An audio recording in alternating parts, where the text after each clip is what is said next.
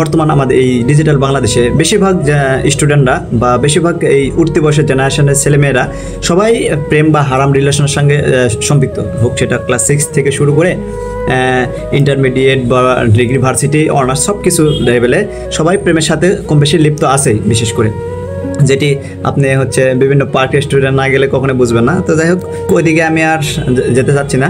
তো যদিও আমাদের এই বিবাহ বহির্ভূত যে সম্পর্কটা আছে একটা ছেলে বা একটা মেয়ের প্রতি, সেটা হচ্ছে যদিও ইসলামের এটা সম্পূর্ণ হারাম বা এটা কখনো এটা জায়েজ না, এটা না জায়েজ, তারপরে আমি এই প্রেম বা ভালোবাসার না একটা সংজ্ঞা দিতে চাই যে আসলে প্রেম মানে কি। প্রেম মানে কি শুধুই একে অপরের প্রতি মায়া, পিছু টান বা ভোগবিলাসিতা, এটাই না? আসলে প্রেমের আসল সংজ্ঞাটা কি?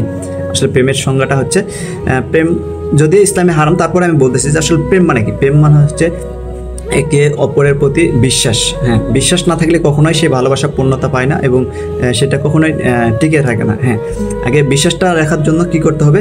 যত্ন লাগবে, এর জন্য যত্ন সহকারে সে বিশ্বাসটা রেখে দিতে হবে। আবার সেই যত্ন যদি না থাকে তাহলে সেই ভালোবাসাটা কখনোই কেয়ারিং হয় থাকে না। আর 3 নম্বর হচ্ছে ত্যাগ।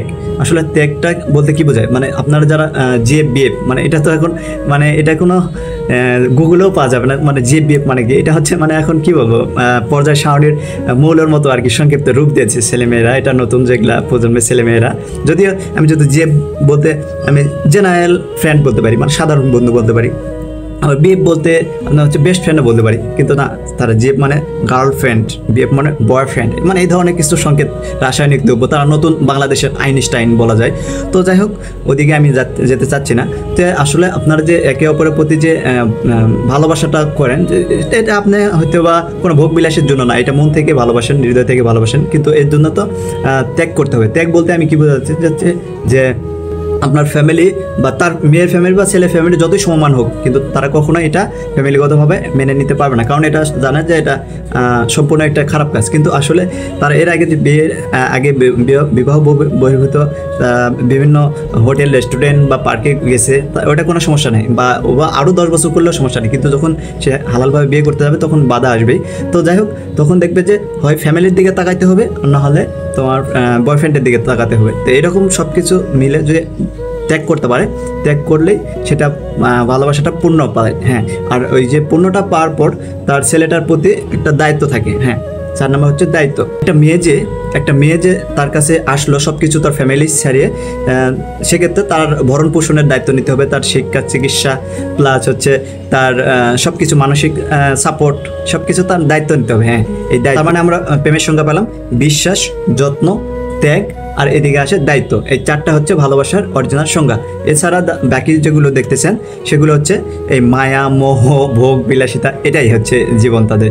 তারা কখনোই আপনার মন থেকে কখনোই ভালোবাসেনি। এখন যেগুলো ক্লাস 6 থেকে শুরু করে ক্লাস স্কুল লেভেলে যেগুলো রিলেশন করে, বেশিরভাগই দেখবেন যে এগুলো শুধু টাইম পাস করার জন্য, মানে নিজের একটু সময়টা ভালোভাবে পার করার জন্য, হাসি খুলে, এই জন্য। কিন্তু আসলে এই সময়টা তোমার প্রেম করার না ভাই।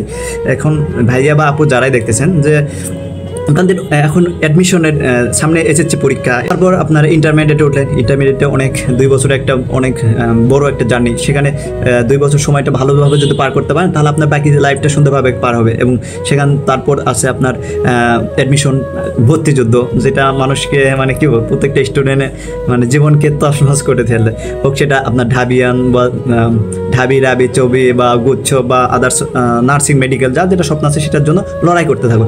তারপর যে কোনো একটা ভার্সিটি বা মেডিকেল বা যেখানে একটা চান্স পাওয়ার পর তারপর তুমি কি করবে করো, তখন তোমার জন্য প্রেম আমি বলবো যে উন্মুক্ত। যদি ইসলামে এটা মানে সাপোর্ট করে না, তারপর আমি বলবো তুমি তখন কি করবে। কিন্তু বর্তমান তোমার এই সময়টাকে কখনোই এরকম কাজে লিপ্ত হবে না, হোক সেটা ছেলে বা মেয়ে। ছেলে যদি বলে তোমাকে সাথে রিলেশন করবে তাহলে আমি সরি, আর যদি মেয়ে যদি বলে তাহলে বলবে যে সরি, শেষ। কারণ আবেগের বয়সে যে রিলেশনগুলো করো না, কখনোই দেখবে যে ছেলেও কিছু করে না বা মেয়েও দেখবে যে এসএসসি পর বিয়ে দিবে স্কুলে, মানে গ্রামে বিশেষ করে। তো এরকম হলে কখনোই সেটা ভালোবাসা পূর্ণতা পায় না। তো সেক্ষেত্রে ওগুলো প্রেম মোহর মধ্যে না জড়িয়ে তোমরা ভার্সিটি লেভেলে আসো, ভালো একটা সুন্দর জীবন পাও এবং করো, তখন আসবে দেখবে যে ভালো তখন হাই এডুকেশন, তাদের সাথে আপনার কমিউনিকেশন হবে, তাদের সাথে রিলেশন হবে, তাদের সাথে আপনার পূর্ণতা পাবে, কারণ একে অপরের প্রতি বিশ্বাস, আন্তরিকতা, একে অপরকে মানসিক সাপোর্ট দেওয়া, এরকম একটা জীবনসঙ্গিনী প্রয়োজন। আপনার সৌন্দর্য কয়দিন থাকবে? সৌন্দর্য 1-2 বছর 3 বছর পর এটা আর তখন এই ভালোবাসাটা, আবেগটা, মোহটা কাজ করবে না। তখন দেখবে যে প্রত্যেকনিয়ত সংসারের মধ্যে ঝামেলা, গন্ডগোল, ফাঁসা লেগে থাকবে। তাই বিশেষভাবে দেখবে যে তোমাদের বড় ভাই বা বড় আপুরা যারা রিলেশন করে বিয়ে করে, তারা দেখবে যে বিশেষ করে ভার্সিটি লেভেলে তারা হয়তো রিলেশনের সাথে সম্পৃক্ত এবং একে অপরের ভাবে সে এডুকেশন বা বলেন বা জব প্রিপারেশন বলেন সব কিছু তাদেরকে একে অপরকে শেয়ার করে, সাপোর্ট করে এবং মেন্টালি সাপোর্ট দেয়, হতাশা না করে। তো এইরকমটা করে তারা একজন বিভিন্ন ক্যাডার হয়, শিক্ষা ক্যাডার, হেলথ ক্যাডার বলেন, তারপর হচ্ছে অ্যাডমিন ক্যাডার, বিভিন্ন কিছু দেখবে, যেমন পুলিশ ক্যাডার, এগুলো। তো এরকম স্বপ্ন বড় বড় জায়গা যে এখন আমি এইসব হারাম রিলেশনের মধ্যে থাকতে চাই না। আমি একবারে আমার লাইফ তো এখন এই জার্নির পথে যদি এরকম যদি সমস্যা মধ্যে পড়ে, তাহলে বড় বড় সামনে যে আরও ধাপগুলো আছে ওগুলো কিভাবে পাড়ি দিবে।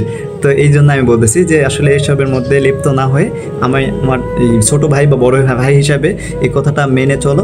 ইনশাল্লাহ তোমাদের সবার ভালোবাসা পূর্ণতা পাবে একদিন। ধন্যবাদ।